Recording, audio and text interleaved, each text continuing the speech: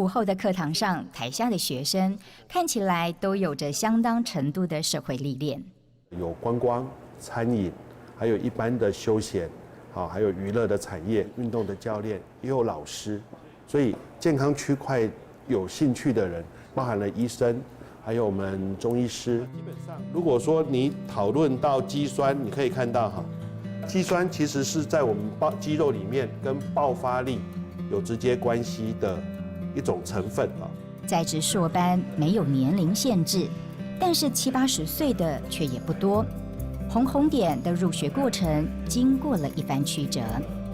当时他想要来报考我们的研究所的时候，我们在入学的时候，我们真的有一些挣扎，在他的专业的区块是绝对没有问题的。可是他目前的体力是否能够足堪负荷？他跑得越少越好，跑得越少越稳定，越稳定。那我现在要 COP 链子要跟抓力相关的话，抓力是越大越好。因为你做出来，如果是正相关是这样子嘛，你负相关就是这样子。读硕士班要做硕士论文，你必须要花很多精神。他的成绩因为面试成绩很好，所以自然而然一定要录取。他开始参与了课堂上的学习，我发现，他的体力大概都比他们班上的那些年轻人都还要好。强烈的动机让红点跨过年龄障碍，以优秀的成绩来到硕士班最后的一个阶段。像这一段时间都是在写我的论文，现在念书会觉得比较辛苦一点。以前年轻的时候，一目十行看了就记得，还好现在电脑资讯都很方便了。擅长利用工具整合科技，是做了一辈子外科医师的红点的强项。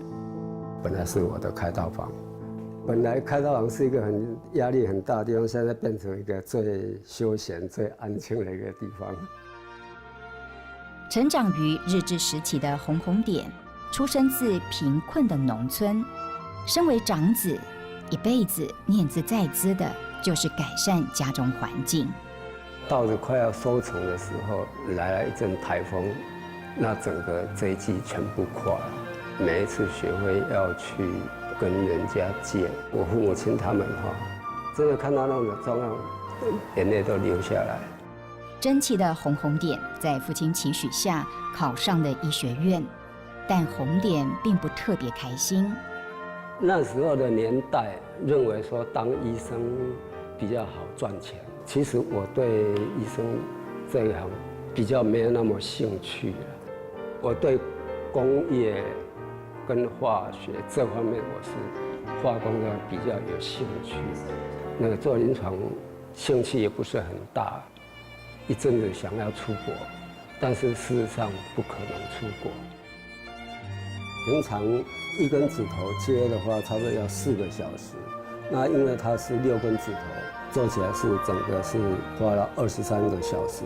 有时候我们后来在做的有新的个案，那马上报纸就会登它是从这里切断，所以当时呢，我就灵机一动，就把那个大拇指，把它整个那个皮肉全部把它刮掉剩一个骨头。拿去放在冰箱里面，把它冰起来。那等到明天他们家人来了，跟他讲说清楚之后，然后怎么做呢？把骨头再打进去，打进去它只有骨头嘛，然后就把那个肚皮外个洞底下那个皮肤把它剥开，剥开之后，那么整只手指头就把它埋到肚子里面，就这样埋着。民国6、70年代，台湾经济起步，小型加工厂发达之际，因为机器切割而断指的患者特别多。红点也因此从外科走上骨科专门，和同事班上同学的太太合伙开业医院。做医生虽然是我的正业了但是在我心里想，并不是正业。但是因为你过去的人生，因为太忙了，所以没办法去想到说，我另外还有哪些事情想做。电脑初引进台湾之际，红红点再度找到生活的乐趣。我开始学是在民国70年。我一个亲戚从美国回来，他说在学电脑，他用电脑做事情。我说电脑能够做什么事？我很好奇，所以我就回来就去了解到底电脑是做什么。从11点钟左右才下班嘛，下班之后接下去差不多要12点钟以后才是我真正自己的时间，就坐下来就敲电脑，就在那边敲电脑，敲到才2点钟才睡觉。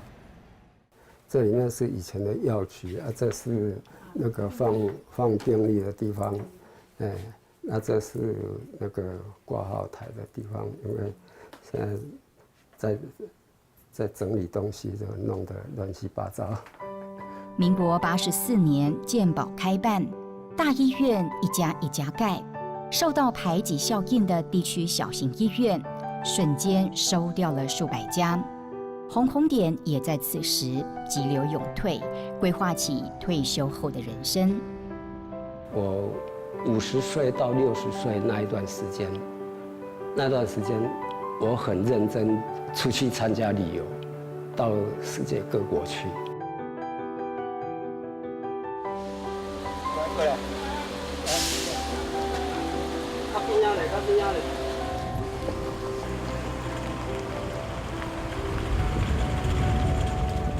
1999年，一场921大地震，60岁的红红点生命转了一个大弯。921，因为我参加医师公会的团体进去，然后就有一位医师，他就跟我讲说，慈济刚好在缺人。那你可以参加慈济的义诊。去义诊的时候，看到那种困境，会触动我，真的会触动我。亲爱的乡亲，大家好，我们是慈济人医会。1999年底去福鼎义诊的时候，病人也蛮多的，大概2、3千位。里面有一个病人是从昨天就走路走6个小时来。在那边附近找个地方住，第2天来看诊，很简单，一条药膏就可以解决的问题。这么老远，花那么大的精神，他没办法解决，真的是会让我们觉得说会发出一点很怜悯的心来。后来只有多给他1、2条嘛，只有这样子啊。Dokter sering-sering datang ke tempat saya dong. Ya, 他说洪医师很感恩你，医好了我的头。洪医师，你要常常来这里哦。好，谢谢你，谢谢。上个礼拜我们了解到，他们大部分人都已经搬回来了，所以我们就决定说，今天来这边再做义诊，来多关心他们，了解他们这段经过水灾之后，他们到底身体上有没有受什么影响。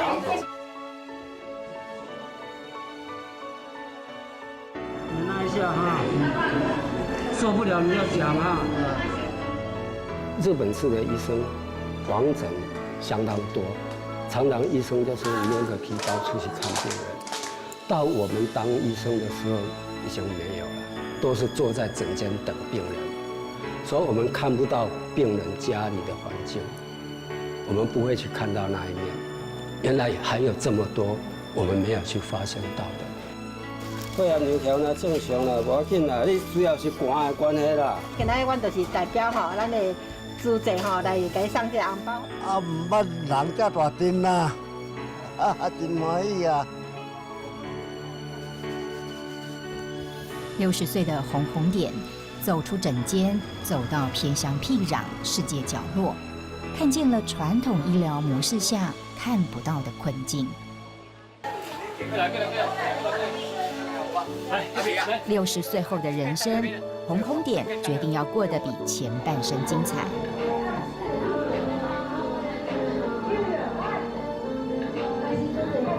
前呼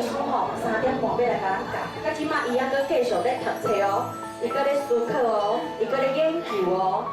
在那边问一下，最近3个月内如果有跌倒，请勾选发生的时间是在第几星期？只要咱有会的人吼，行路就爱注意，唔通搁跌倒，啊，你若要行路，上是拐啊三行的。对刚迈入80生涯的洪红典和刘美丽夫妻来说，他们以自己的医疗背景为基础，透过社区据点和志工合作，投入早期失智症照护。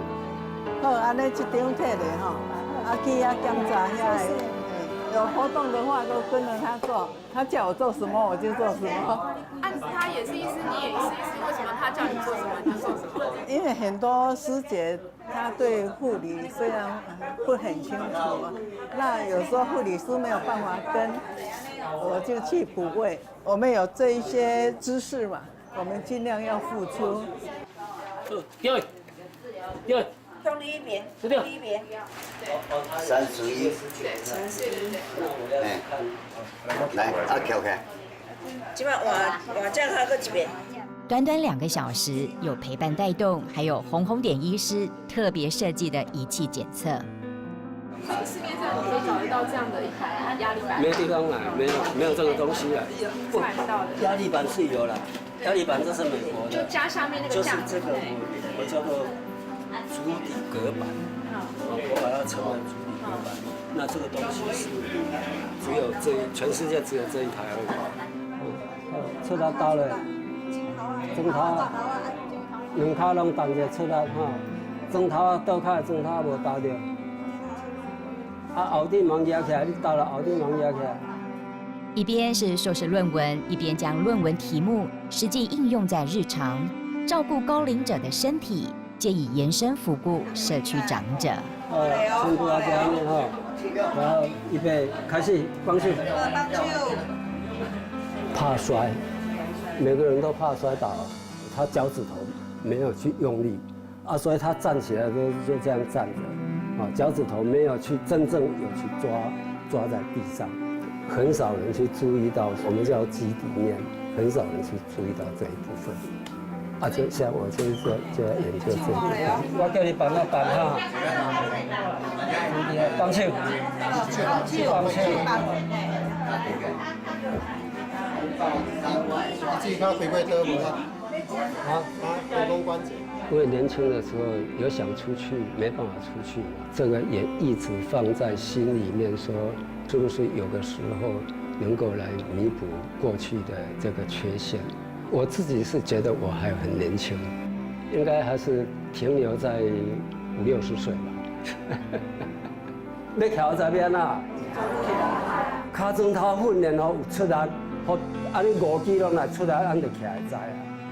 只是上学当然不够他深入社区，针对高龄，一个预防失智，同时也预防失能的艺能促进班，是洪红典坚持所推升的在地陪伴。大条甲紧条咧，砖头倒咧，这就是咧训练恁砖头的力量，吼，砖头安尼打的力量。因为他自己本身的年纪也算是长辈，他可能会比我们更知道说他们的需求在哪里，互动上会更贴切。放落，毛巾甲厝仔边。我希望说，现在我去服务这些长辈，如果有一天我老化了，我也希望说，社会上也有很多跟我一样愿意付出的人，一起走进这个区块。我们觉得说，年老不孤单。